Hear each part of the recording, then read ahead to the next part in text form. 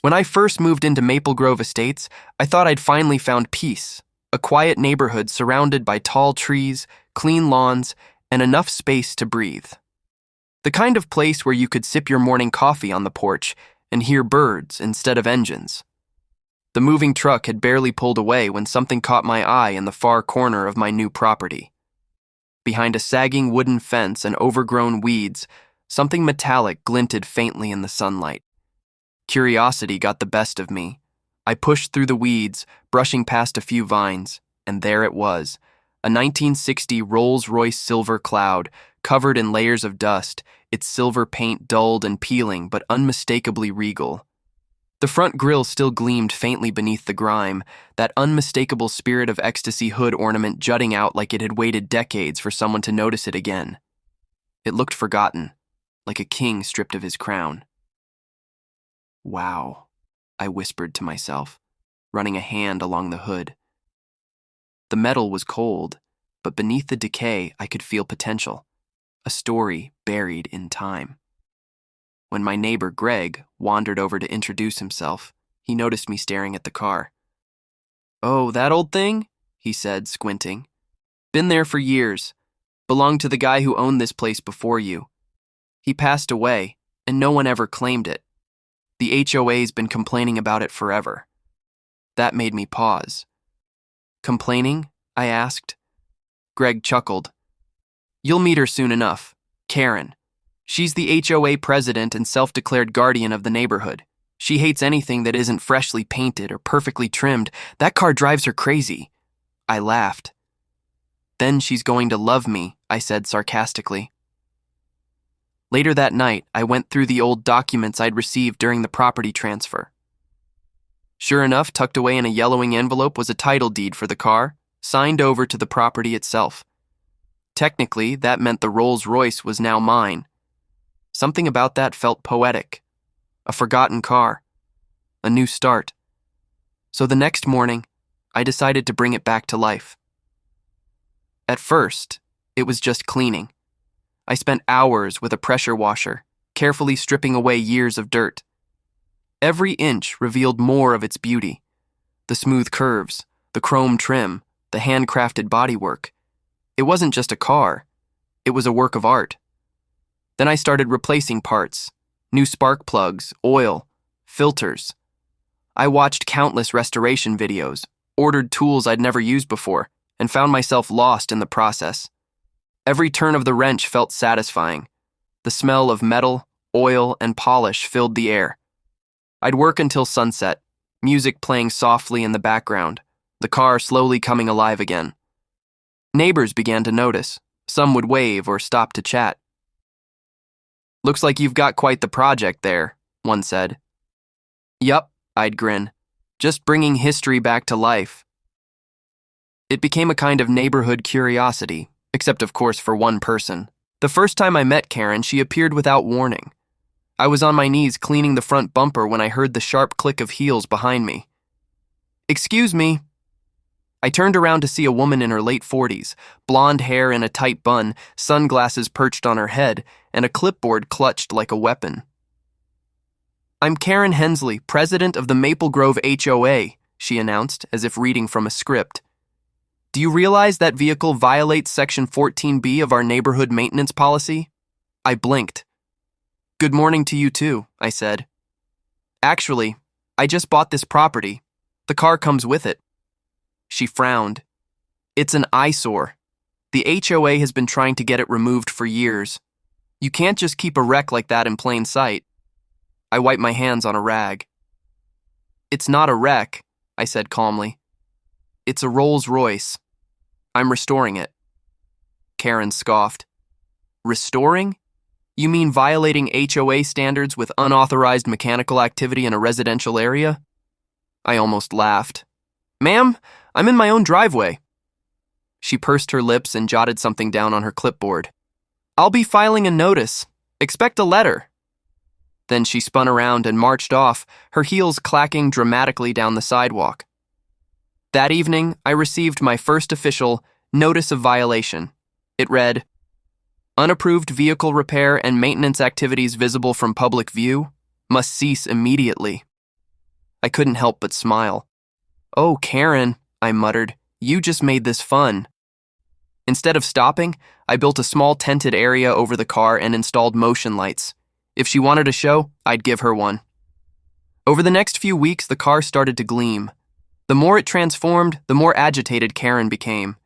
She'd drive by slowly, glaring from her car window, muttering under her breath. But one morning, she did something I didn't expect. She walked straight into my driveway, arms crossed, and said, "You know, that car technically belonged to the previous owner. Since he passed without heirs, it's community property now, meaning it's ours." I stood there, rag in hand, heartbeat quickening. "Ours?" I repeated. "Pretty sure the title says otherwise." Her smirk deepened. "We'll see about that." And as she turned to leave, I realized something. This wasn't about HOA rules anymore. Karen didn't want the car gone. She wanted the car itself. And I'd just become her new obsession. The next morning, I woke up to the sound of banging at my front door. It wasn't the friendly kind of knock. It was sharp, impatient, and full of attitude. I opened the door to find Karen, arms crossed, wearing her signature power blazer and sunglasses, even though it was barely 8 a.m. Behind her stood 2 other HOA board members, looking half awake and clearly dragged into this circus. "Good morning," I said, pretending not to notice the papers in her hand. "Mr. Parker," she began, in that tone people use when they think they're about to make your life miserable, "we've had several complaints regarding your mechanical activities. The HOA board has decided to conduct a formal review." I raised an eyebrow. "Formal review? For fixing my own car?" Karen gave a fake smile. "For conducting unauthorized automotive restoration in a residential zone. The rules clearly state that no vehicle maintenance shall be visible from the street." I leaned on the doorframe, sipping my coffee. "You must have missed the part where I put up a tent. Not visible from the street." One of the men behind her, an older gentleman named Frank, cleared his throat awkwardly. "He's right, Karen. You can't even see it anymore." Karen shot him a glare sharp enough to cut steel. "Frank, please." Then she turned back to me. "Regardless, that car is a community nuisance, and upon further inspection, it's not legally registered to you, meaning it may fall under HOA management rights until proven otherwise." I almost spit out my coffee. "You're saying the HOA owns my car now?" Karen smiled sweetly. "If it's considered abandoned property, yes, I'll be contacting the county about its title status." I took a slow step forward, keeping my voice calm but firm. "Karen, I have the title. I can show it to you right now." She tilted her head. "Photocopies aren't valid proof. Unless the document's been verified by the county clerk, the board will proceed with its claim." That's when I realized this wasn't about the car at all. This was about control. Karen couldn't stand that someone moved into her neighborhood and didn't bow to her rules. I gave her a small smile. "Do whatever you need to, Karen. I'm sure the county will love hearing from you." Then I closed the door, gently but firmly, and watched through the window as she stormed down my driveway, barking orders to Frank and the other board member like some sort of HOA general. Over the next week, the letters started coming in. Notice of violation. Request for documentation. HOA fine, $500 for unauthorized vehicle storage. Every day, something new. It was like she had a printer dedicated solely to harassing me. But I wasn't backing down. I drove to the county records office myself and met with Clara, a clerk who'd been there for decades. She was kind, efficient, and, thankfully, had no patience for nonsense. I handed her the deed and title paperwork I'd found with my house documents. She examined them carefully, then typed something into her computer.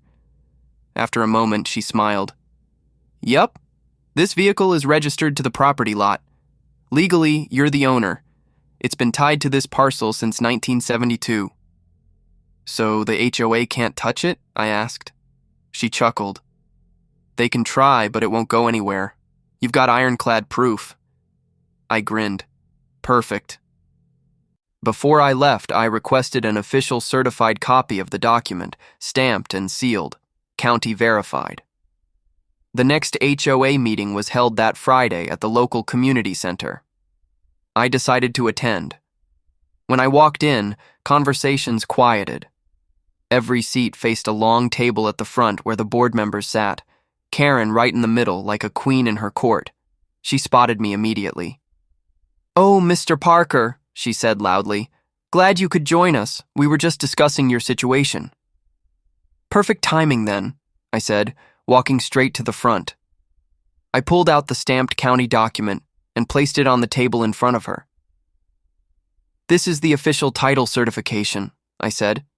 "It verifies that the vehicle is legally tied to my property, which makes it my personal asset, not HOA property." The room went silent. Karen blinked rapidly, caught off guard. "Well," she stammered, "that may be so, but the HOA still has authority over visible—" I cut her off, gently but firmly. "You already fined me for visibility, and I complied.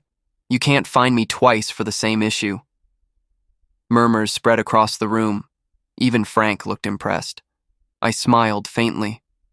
"So, unless there's another rule about owning a classic car, I think we're done here." Karen's jaw tightened. Her eyes darted toward the document, but she didn't touch it. She just forced a tight smile and said, "Meeting adjourned." As people filed out, I caught snippets of whispered conversations. "Did you hear? He owned it legally the whole time. Karen's losing it. Honestly, good for him." I almost felt bad. Almost. When I got home that evening, I looked at the car again under the soft orange glow of sunset. The Silver Cloud gleamed faintly, like it knew it had just won its first battle. I ran my hand along the fender. "We're not done yet, buddy," I said softly. Because deep down, I knew Karen wasn't finished. She'd just been humiliated in front of the entire neighborhood, and someone like her doesn't take that quietly. Sure enough, the next morning, I saw her standing across the street, phone in hand, snapping pictures of my driveway. She caught me looking and shouted, "This isn't over, Mr. Parker. You'll regret ignoring HOA authority." I just smiled, raised my coffee mug, and called back, "Have a great morning, Karen." But I had no idea. That was just the start. Her next move would drag the county, the police, and even a local news crew into the chaos. And it would all start with a single phone call that changed everything. For 2 quiet days, I thought the storm had passed. The Silver Cloud gleamed beside my garage, its polished chrome catching the morning light. I'd even started working on the interior, fresh leather, new trim, the works. But peace never lasts long when you live across the street from Karen. That Thursday morning, I stepped outside with my coffee and immediately noticed 2 things. 1. Karen was standing near the sidewalk again, pacing like a general before battle. 2. There was a tow truck idling at the end of my driveway. My stomach dropped. "Morning," I called out, forcing calm. "Can I help you?" The tow truck driver, a big guy in overalls with a bored expression, scratched his head. Yeah, I got a call from the HOA. Said this vehicle's on community property and needs to be impounded." I took a slow breath. "That's funny, because that car's registered to my property. Want to see the title?" He shrugged. "I just go where they tell me, man." Before I could respond, Karen marched up with a manila folder in her hands. Her smile was the kind that said she thought she'd finally won.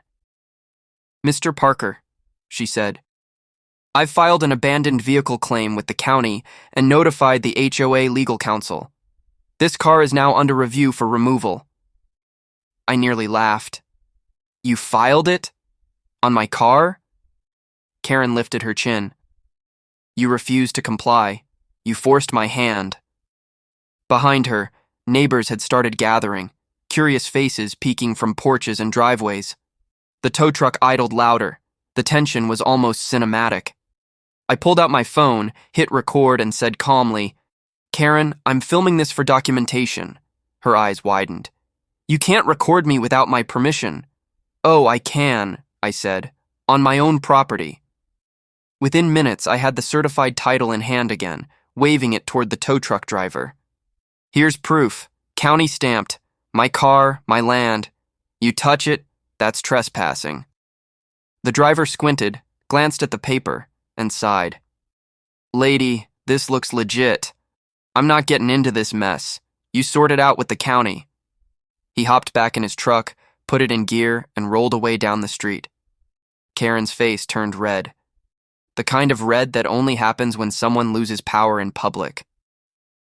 "You'll regret this," she snapped. "You can't just wave papers and think you're above the rules."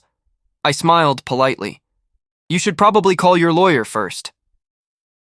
Then I walked back inside, leaving her fuming on the curb. The next morning, things escalated again, this time with cameras. I woke to a text from my neighbor Lydia. "Hey, turn on Channel 5. They're talking about you." My stomach dropped again. I flipped on the TV, and there it was. A local news crew standing outside my house, reporting on a growing dispute between a homeowner and his HOA over ownership of a vintage Rolls Royce. They even showed drone footage of my driveway.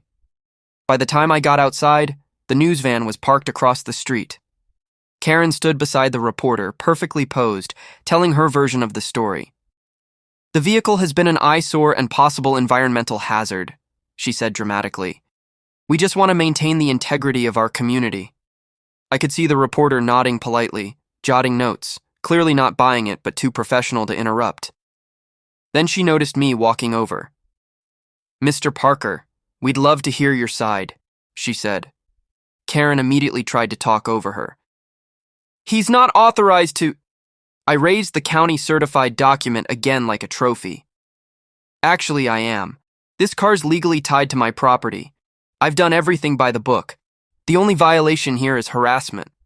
The reporter's eyebrows shot up. "Do you have documentation?" I handed her a copy.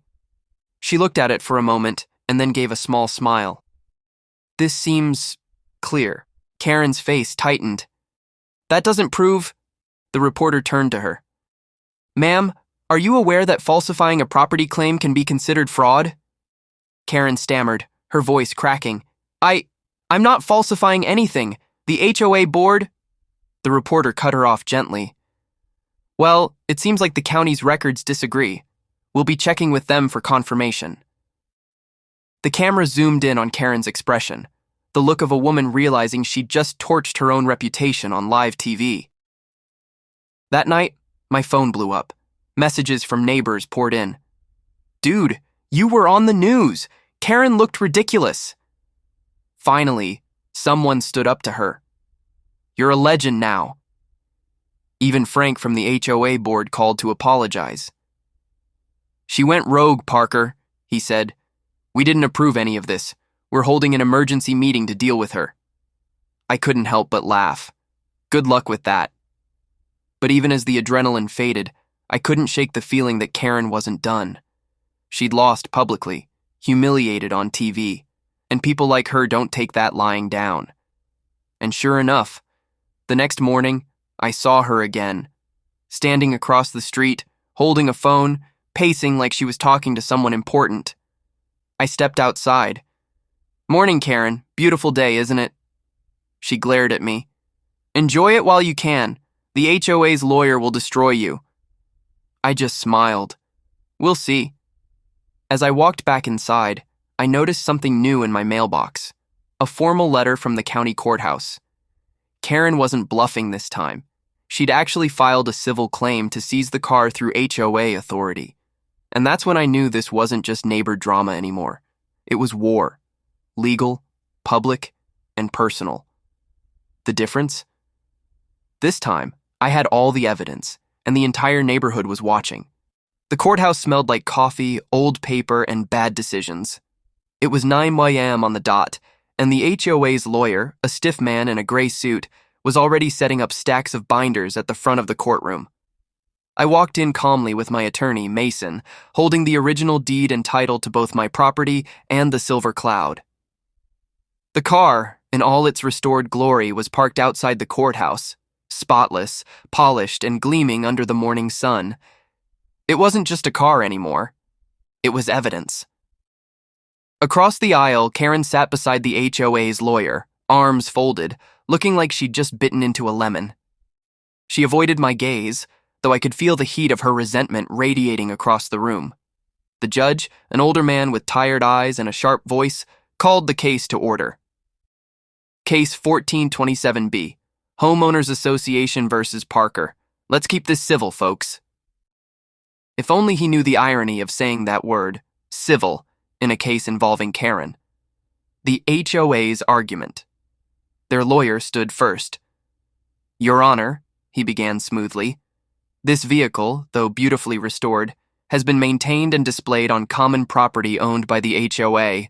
Our client, Mrs. Karen Miller, acting on behalf of the board, filed a rightful claim to remove and repossess said vehicle under community guidelines. He gestured toward me like I was a kid who'd parked his tricycle in the wrong yard. Karen smiled smugly, nodding along. Then my lawyer stood. Your Honor, everything my client owns sits squarely within the boundaries of his personal deeded property. Boundaries verified by county surveyors 3 separate times. We have documentation, photographs, and witness statements to prove it. He dropped a folder on the table with a satisfying thud. The judge arched an eyebrow. Let's see it. The evidence. We showed everything. County-approved blueprints of my property line, photos of the restoration process from day 1, drone footage clearly showing the driveway inside my land boundaries, and finally, the official car title, registered under my name and address. The courtroom went quiet. Karen leaned toward her lawyer, whispering furiously. The judge leaned back in his chair, flipping through the documents slowly. After a long pause, he asked, Mrs. Miller, did you or the HOA ever verify the property boundary before filing this claim? Karen hesitated. Well, I assumed... The judge cut her off. Assumed? You filed a legal claim on someone else's property based on assumption? The silence that followed was almost delicious. Her lawyer tried to salvage it. Your Honor, even if there was confusion, the vehicle in question has been parked in a manner inconsistent with HOA appearance standards. Standards, the judge repeated dryly, do not supersede ownership rights. If the vehicle is on private property, the HOA has no jurisdiction. Karen's jaw dropped. The turning point Mason wasn't done. Your Honor, if I may add, my client also has footage showing Mrs. Miller attempting to have the car towed illegally, without board approval or any county documentation. He handed the USB drive to the bailiff, who plugged it into a monitor. The courtroom lights dimmed as the video played. Karen pacing in my driveway, waving her arms, yelling at the tow truck driver to remove this eyesore. Her voice echoed across the room. Then it cut to her shouting, You'll regret this. When the lights came back on, even the judge looked mildly stunned. Mrs. Miller, he said sternly, this isn't an HOA issue anymore. You've overstepped your authority and caused undue harassment to a property owner. I suggest you consider the implications before I rule further. Karen's face went pale. Her lawyer whispered, We can withdraw, Your Honor. Good idea, the judge replied, because if we proceed, I'll be considering sanctions. And just like that, it was over. The aftermath. Outside the courthouse, the local news crew was waiting. Again. Mr. Parker, the reporter called out. Any comment on the ruling? I smiled, gesturing to the silver cloud gleaming behind me. I think the car speaks for itself. She laughed. And Mrs. Miller? I looked over her shoulder. Karen was storming toward her SUV, avoiding the cameras entirely. Her face was a storm cloud, red, tight, furious. Let's just say, I replied, some people learn the hard way that restoration isn't just about cars, it's about reputation. The crowd of neighbors who'd shown up clapped lightly, cheering as I drove the silver cloud home. The ironic twist. 2 weeks later, a letter arrived from the HOA board, a formal apology. It read, The board recognizes that Mrs. Miller acted without authorization and that Mr. Parker's property rights were infringed upon.